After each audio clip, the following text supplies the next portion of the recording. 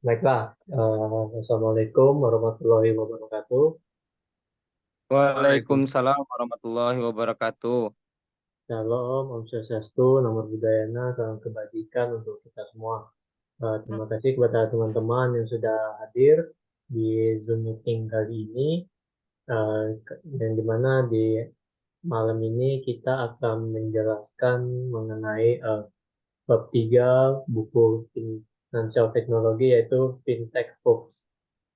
Oke, langsung saja di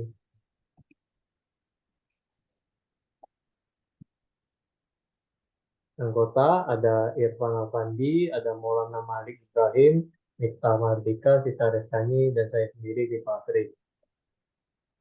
Baiklah, di subbab pertama ada memelihara komunitas baru finansial teknologi yang akan dijelaskan oleh saudara Irfan.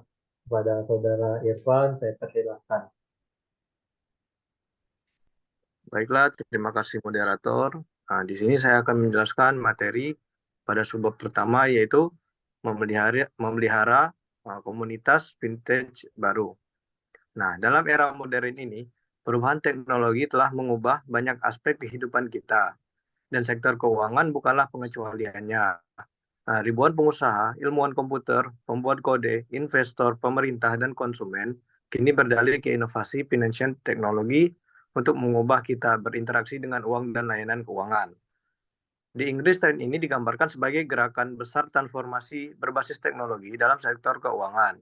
Ini mirip dengan apa yang terjadi di industri musik, perjalanan, dan media, di mana teknologi ini telah mengubah paradigma dan menciptakan peluang pertumbuhan yang besar.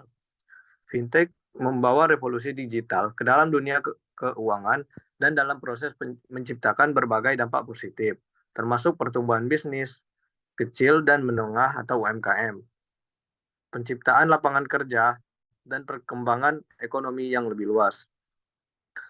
Sebagai bagian dari transformasi ini, klaster vintage muncul di seluruh dunia. Mereka menyediakan lingkungan yang mendukung inovator, baik itu bank besar ataupun perusahaan startup. Klaster ini terdiri dari pengusaha, serial, investor, akademis, teknologi, dan pakar industri yang bersatu untuk memberikan akses cepat ke pembelajaran. Lalu ada tentang dan keterlibatan pemangku kepentingan. Nah, pertumbuhan vintage juga menghadapi tantangan, terutama dalam hal regulasi dan perlindungan konsumen. Oleh karena itu, ada kebutuhan untuk keterlibatan aktif dari berbagai pemangku kepentingan, pemerintah, investor, regulator, dan pembuat kebijakan, serta pengembangan real estate, semuanya berperan penting dalam menjaga kelangsungan pertumbuhan sektor ini. Nah, pelajaran dari negara Inggris, yaitu London, London telah sukses dalam membangun dirinya sebagai pusat vintage terkemuka di Eropa. Beberapa faktor yang telah mendukung keberhasilan ini meliputi kebijakan pemerintah yang mendukung inovasi, akses ke bakat yang beragam, dan kedekatan antar perusahaan yang memungkinkan perusahaan pengetahuan dan kerjasama yang kuat. Selain itu, keberagaman bakat, budaya, inovasi, dan peran lembaga pendidikan terkemuka seperti Universitas College London dan Imperial College juga telah berperan penting dalam hal ini. Nah, itulah materi tentang memelihara komunitas baru vintage. Apakah dari teman-teman ada yang ingin ditanyakan atau ada yang ingin menambahkan dari kekurangan saya tersebut? Izin bertanya, Saudara Irfan. Baiklah, silakan Maulana Ibrahim. Jadi sudah dijelaskan komunitas fintech ini memiliki peran kunci dalam bentuk masa depan sektor keuangan. Nah, yang ingin saya tanyakan tuh hadirnya komunitas fintech ini mampu reaktif lebih cepat terhadap masalah atau batasan yang dimiliki konsumen tidak pada sektor keuangan untuk melakukan sebuah inovasi sebagai bentuk pemecahan sebuah masalah dari konsumen tersebut. Oke. Baiklah, di sini saya akan menjawab langsung saja ya pertanyaan dari Maul. Nah, menurut saya kehadiran komunitas fintech ini bisa membantu dalam merespon masalah atau batasan yang dihadapi oleh konsumen. Dalam sektor keuangan dengan lebih cepat. Komunitas ini seringkali memiliki akses ke teknologi terkini dan memiliki kemampuan untuk merancang inovasi-inovasi yang bisa memecahkan masalah tersebut. Selain itu, kolaborasi antar anggota komunitas vintage bisa mempercepat pengembangan solusi baru. Namun, penting juga untuk memperhatikan regulasi dan keamanan dalam mengimplementasikan inovasi ini agar tetap melindungi kepentingan konsumen. Nah, baiklah itu jawaban dari saya. Bagaimana Maulana Malik? Terima kasih pada Irfan. Mungkin sudah cukup jelas apa yang sudah dipaparkan oleh saudara Irfan. Dengan hadirnya komunitas ini mampu memberikan dampak positif terhadap konsumen. Terima kasih. Baik, apakah dari teman-teman ada yang masih ingin ditanyakan? Jika tidak ada, saya kembalikan ke moderator. Baiklah, terima kasih kepada Irfan yang telah menjelaskan subbab bagiannya, yaitu memelihara komunitas baru finansial teknologi. Selanjutnya di subbab 2, yaitu koneksi LA, itu atau Perancis Financial Teknologi yang akan dijelaskan oleh Saudara Maulana Malik Ibrahim. Kepada Saudara Malik Ibrahim, saya persilahkan. Baik, terima kasih pada saudara Vito atau yang selaku sebagai moderator. Jadi di sini saya akan sedikit memaparkan tentang materi itu koneksi fintech yang pada Prancis ya. Jadi pada subbab kali ini membahas tentang koneksi fintech yang melakukan inovasi oleh pengusaha Prancis dan mengembangkan usahanya di luar Prancis. Fintech telah menarik perhatian media dan menarik banyak dana baru dari berbagai perusahaan, terutama dari Amerika Serikat dan Inggris. Sejumlah besar perusahaan fintech yang berhasil diidentifikasi sebagai unicorn. Nah, unicorn yang maksud ini adalah perusahaan atau startup yang memiliki pendapatan di atas 140-an triliun jika dirupiahkan. Jadi berhasil diidentifikasi sebagai unicorn berasal dari negara-negara ini. Keberhasilan perusahaan rintisan fintech tergantung pada kemampuan untuk berinovasi dan menarik sumber daya manusia berkualitas tinggi. Dan Prancis memiliki potensi untuk menjadi tempat yang menarik untuk mengejar karir dalam fintech. Mungkin untuk subbab tentang koneksi fintech di Prancis ini cukup sampai di sini. Apakah dari teman-teman ada yang ingin ditanyakan atau ada tambahan? Dipersilakan.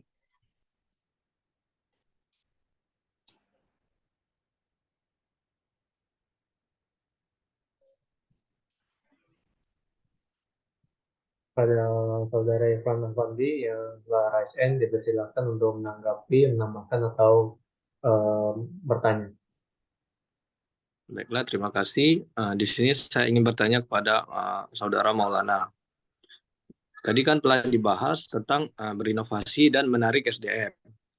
Nah, pertanyaan saya adalah mengapa kemampuan untuk berinovasi dan menarik sumber daya manusia itu berkualifikasi tinggi untuk menjadi kunci keberhasilan perusahaan fintech rintisan? Baiklah, itu pertanyaan dari Baik, terima kasih pada saudara Irfan yang telah bertanya. Jadi di sini saya sudah mendapatkan dua kunci pertanyaan. Yang pertama itu tentang berinovasi, yang kedua tentang menarik sumber daya manusia berkualifikasi tinggi. Jadi dengan berinovasi ini tentu kita menjadi pembeda dari antara perusahaan-perusahaan lain. Inovasi ini menjadi suatu tertarikan pada konsumen. Maka dari itu berinovasi ini merupakan salah satu kunci keberhasilan perusahaan fintech agar perusahaan tersebut mudah dikenal atau menjadi gebrakan baru dari perusahaan-perusahaan lain. Terus juga kenapa menarik sumber daya manusia berkualifikasi tinggi? Karena dengan kita mendapatkan SDM yang berkualifikasi tinggi, artinya kita perusahaan tersebut mendapatkan sumber daya manusia yang sesuai dengan apa yang diinginkan mereka. Jadi untuk mencapai visi dan misi perusahaan itu tidaklah sulit. Maka dari itu perusahaan perlu memiliki SDM yang berkualifikasi tinggi. Mungkin untuk pertanyaan atas jawaban mungkin untuk jawaban atas pertanyaan Irfan cukup sampai di situ. Apakah saudara Irfan sudah jelas atau masih ada yang merasa kebingungan? Baiklah, saya terima jawabannya. Itu sangat membantu saya untuk mengerti tentang materi tersebut. Terima kasih. Baiklah, terima kasih pada saudara Irfan. Apakah masih ada yang ingin ditanyakan lagi kepada teman-teman? Izin menambahkan, Baik, terima kasih. Silakan Dika? Baiklah, tadi kan Irfan bertanya tuh, mengapa kemampuan untuk berinovasi dan menarik sumber daya manusia berkualifikasi tinggi menjadi kunci keberhasilan tuh kan, suatu perusahaan fintech rintisan. Nah, jadi di sini saya menangkap beberapa poin. Ya memang, karena kan perusahaan fintech itu membutuhkan sumber daya manusia yang mampu menguasai teknologi digital dan proses digitalisasi layanan keuangan. Nah, selain itu juga, perusahaan fintech juga membutuhkan karyawan yang mampu berinovasi dan mengembangkan produk dan layanan keuangan yang efisien, cepat, dan inovatif. Benar seperti yang dikatakan Maulana tadi, sumber daya manusianya harus inovatif. Lalu, kemampuan menggunakan fintech juga dipengaruhi oleh kemampuan berbagi pengetahuan dan kemampuan mengumpulkan pengetahuan. Nah, oleh karena itu, perusahaan fintech membutuhkan sumber daya manusia berkualifikasi tinggi yang mampu menguasai teknologi digital dan memiliki kemampuan untuk berinovasi serta berbagi pengetahuan. Mungkin itu saja yang dapat saya tambahkan. Terima kasih. Mungkin dari teman-teman ada yang ingin bertanya atau menambahkan lagi untuk materi subbab 2 ini yang saya jelaskan.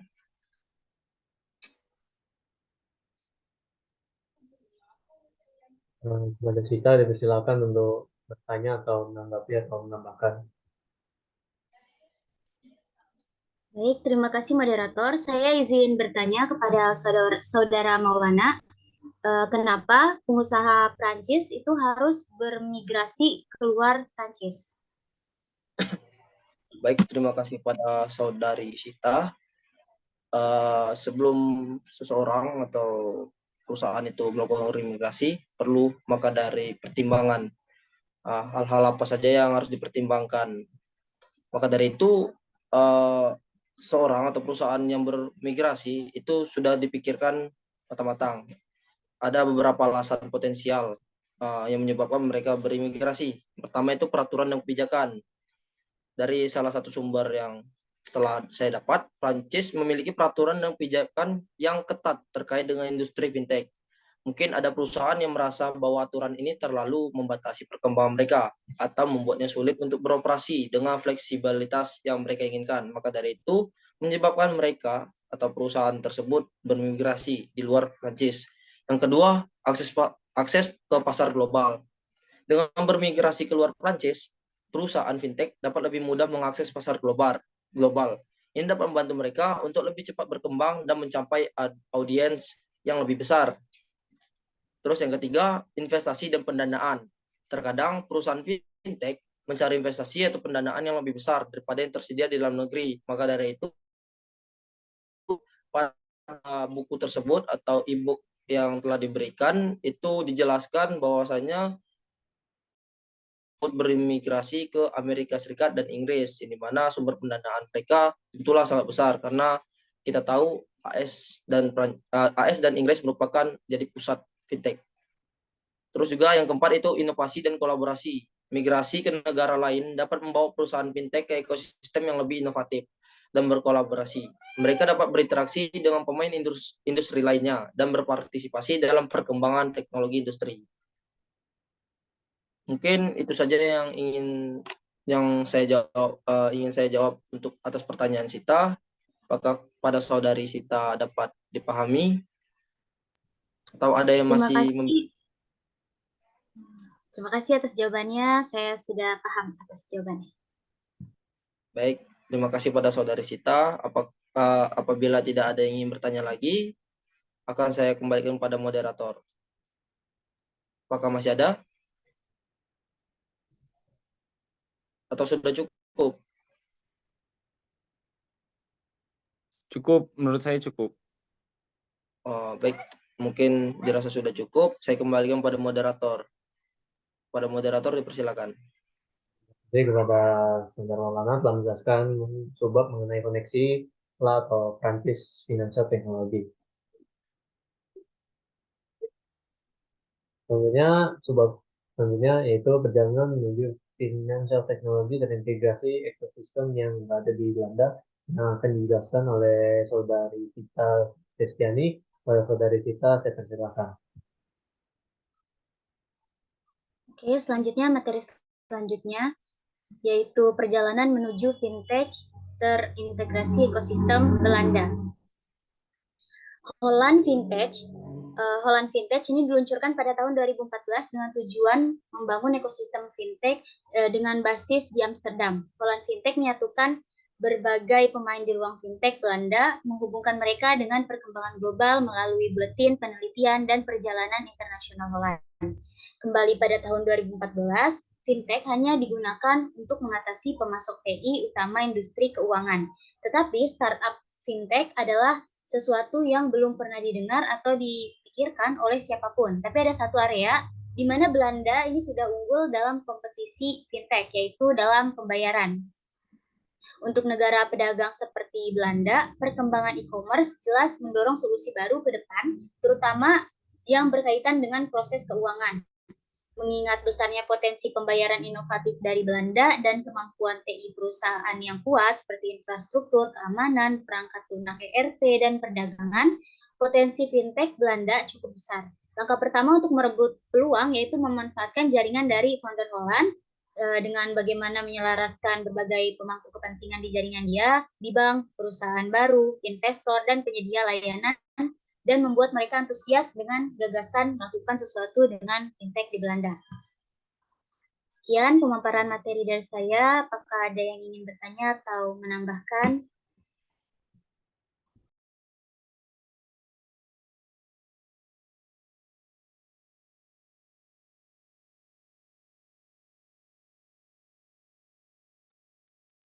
Kepada teman-teman, dipersilakan untuk bertanya atau menambahkan.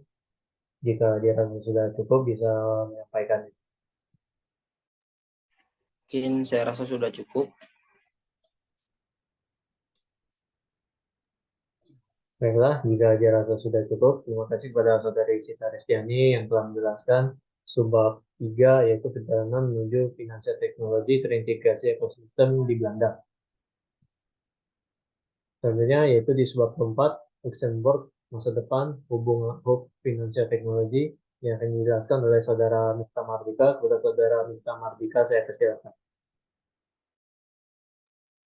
Baiklah, terima kasih Vito atas kesempatannya. Jadi di sini saya akan membahas artikel tentang Luxembourg, masa depan hubungan fintech. Jadi artikel ini membahas potensi Luxembourg untuk menjadi pusat fintech kelas dunia karena ekosistemnya yang unik dan jumlah startup fintech yang semakin meningkat. Negara ini telah menciptakan lebih dari 10.000 pekerjaan di sektor tersebut dan menempati peringkat ke-9 di dunia dalam memanfaatkan teknologi informasi dan komunikasi. Namun, Luxembourg masih perlu fokus pada inovasi dan fleksibilitas untuk bersaing dengan pusat fintech besar lainnya di Eropa. Kolaborasi antara bank dan perusahaan fintech juga semakin penting, dan pemerintah mengambil inisiatif untuk mempromosikan inovasi dan akses pendanaan bagi startup. Jadi inisiatif Digital Luxembourg bertujuan untuk mengkonsolidasikan posisi negara di sektor TIK dan mendiversifikasikan ekonomi sambil memberi layanan yang lebih baik dan lebih murah bagi warga. Luxembourg perlu mengadopsi undang-undang yang fleksibel untuk memfasilitasi pertumbuhan perusahaan fintech dan menarik bakat dari sektor TI dan keuangan. CSSF, suatu badan di Luxembourg, diharapkan untuk memperbaiki kerangka peraturan saat ini untuk memberikan lingkungan peraturan yang lebih sesuai bagi perusahaan fintech. Mungkin artikel ini cukup itu yang ingin saya bahas. Apakah teman-teman di sini ada yang ingin bertanya atau menambahkan? Silahkan.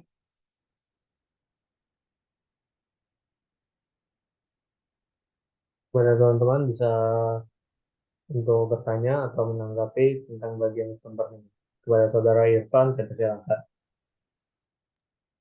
Baiklah, terima kasih moderator. Di sini saya ingin bertanya kepada Mahardika. Tadi kan saya ingin bertanya apa yang diharapkan dari insentif digital Luxembourg dalam mengkonsolidasikan posisi Luxembourg di sektor TIK dan keuangan. Baik, Irfan. Jadi di sini saya bisa mengambil beberapa poin. Jadi harapannya itu memperkuat infrastruktur digital yang pertama. Digital Luxembourg bertujuan untuk meningkatkan infrastruktur digital negaranya, termasuk konektivitas broadband, pusat data, dan keamanan cyber. Hal ini akan membantu menarik lebih banyak perusahaan ICT ke Luxembourg dan mendukung pertumbuhan perusahaan-perusahaan yang sudah ada. Lalu yang kedua, mempromosikan inovasi. Inisiatif ini mendukung penelitian dan pengembangan teknologi digital dan mendorong inovasi di berbagai sektor, termasuk keuangan, layanan kesehatan, dan mobilitas. Hal ini akan membantu menciptakan peluang bisnis baru dan meningkatkan daya saing. Lalu yang ketiga, meningkatkan keterampilan digital. Jadi Digital Luxembourg itu bertujuan untuk meningkatkan literasi dan keterampilan digital di kalangan masyarakat dan angkatan kerja. Hal ini akan membantu memastikan bahwa Luxembourg memiliki sumber daya manusia yang dibutuhkan untuk mendukung pertumbuhan ekonomi digital. Mungkin itu saja yang bisa saya jawab. Bagaimana Irfan? Baiklah, terima kasih Mardika atas jawabannya. Baiklah teman-teman, apakah jawaban saya ada kurangnya atau ada yang ingin ditambahkan? Izin menambahkan, Saudara Miftah. Baiklah, Sedikit tadi kan sudah dipaparkan 3 poin. Di sini saya sedikit menambahkan, yaitu pertama adanya membina kolaborasi. Inisiatif ini mendorong kolaborasi antara berbagai pemangku kepentingan, termasuk pemerintah, industri, dan akademisi. Hal ini akan membantu menciptakan ekosistem yang dinamis untuk inovasi dan kewirausahaan. Yang selanjutnya itu ada meningkatkan pelayanan publik. Digital Luxembourg bertujuan untuk digitalkan layanan publik dan menjadikannya lebih mudah diakses dan ramah pengguna. Hal ini akan membantu meningkatkan efisiensi dan efektivitas sektor publik dan meningkatkan kualitas hidup warga negara. Mungkin itu saja yang ingin saya tambahkan. Saya kembali kepada Miftah. Baiklah, terima kasih untuk Maulana. Apakah masih ada yang ingin bertanya atau menambahkan? Apa sudah cukup materi yang sudah saya paparkan?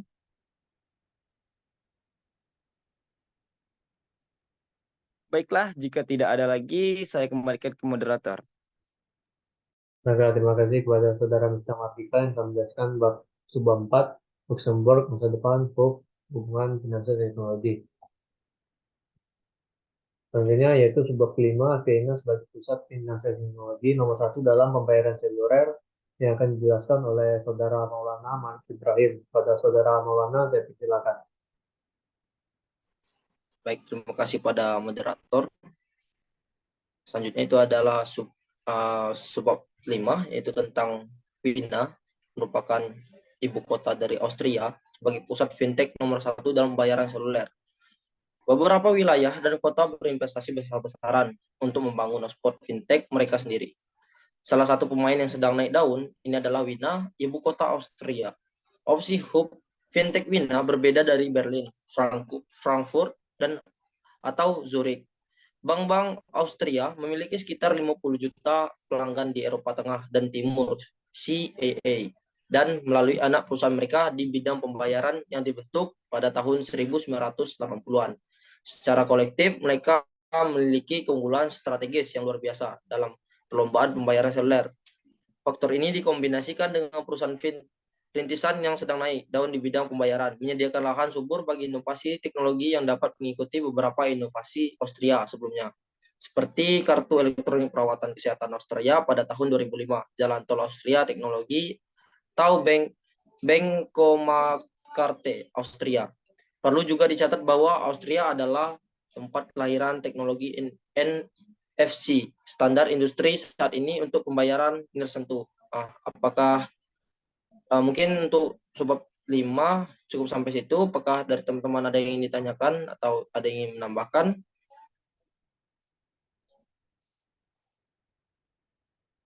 Jika dirasa tidak ada, akan saya kembali kepada moderator. Baiklah, mungkin dirasa sudah cukup. Saya kembali kepada moderator. Pada moderator dipersilakan. Terima kasih kepada Saudara Maulana yang menjelaskan tentang bab 5.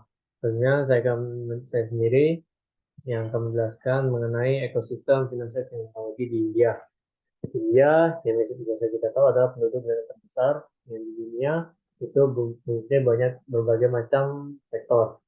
Mulai dari sektor pertanian, sektor perbankan, dan sebagainya. Bank besar, saham besar, perusahaan besar, banyak menggunakan teknologi terbaru.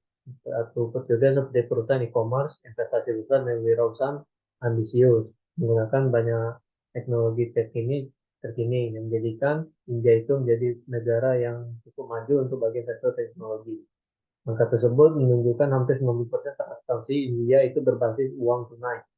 Banyak juga transaksi online yang meningkat dan juga penetrasi internet dan seluler yang masing-masing hampir mendekati 70% pengguna internet. Kemudian finansial teknologi ini juga masuk ke dalam sektor sosial dan di mana menjadi salah satu platform penggalangan dana online terbesar di India. Ini memungkinkan dari seluruh dunia untuk mendanai dan membantu komunitas-komunitas yang ada di India yang membutuhkan fasilitas dasar seperti sanitasi dan akses air minum bersih. Jumlah pusat keuangan di India juga meningkat karena adanya finansial teknologi. Dan penelitian, ada 7 kota di India yang menempati peringkat di antara 65 pusat keuangan teratas di negara berkembang.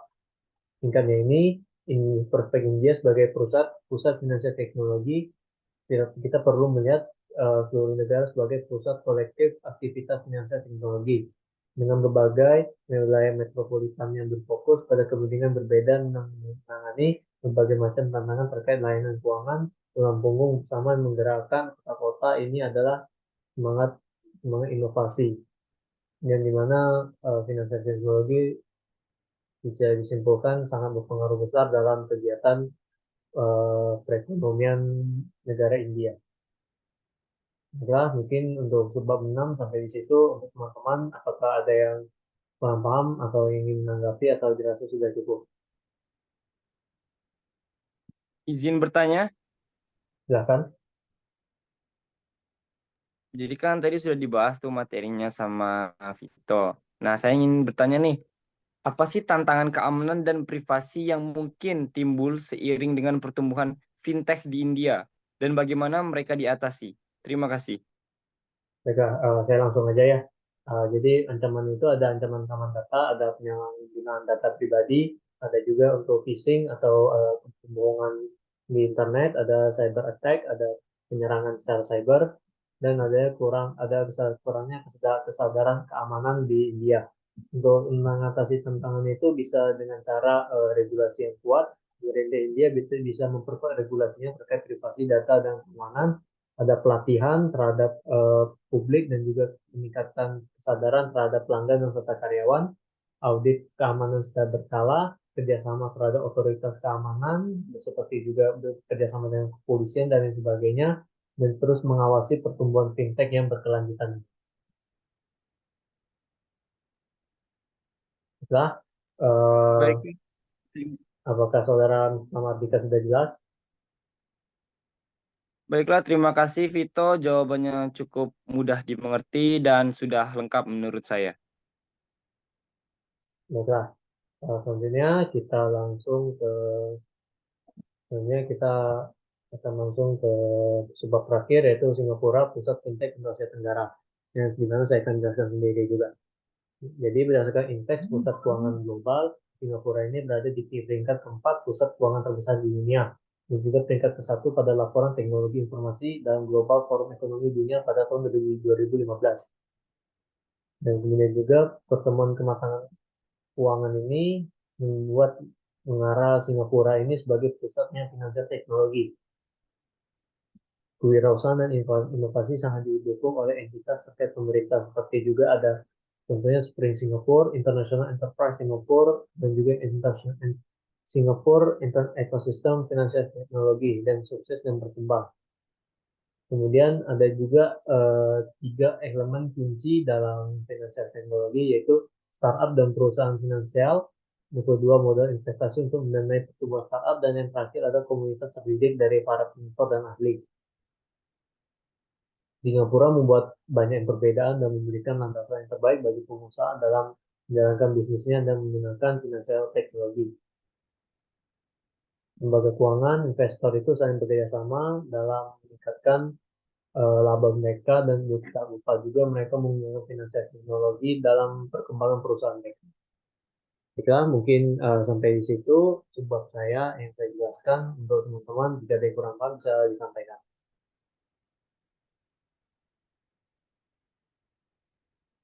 Baiklah, jika dirasa tidak ada, Ucap Zoom kita mungkin sampai di sini presentasinya.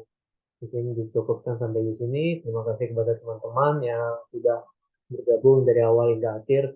Jika ada salah kata, saya mohon maaf. Kepada Allah, saya mohon ampun. Wassalamualaikum warahmatullahi wabarakatuh. Waalaikumsalam warahmatullahi Waalaikumsalam wabarakatuh. warahmatullahi Waalaikumsalam warahmatullahi wabarakatuh. wabarakatuh, teman-teman. Terima kasih.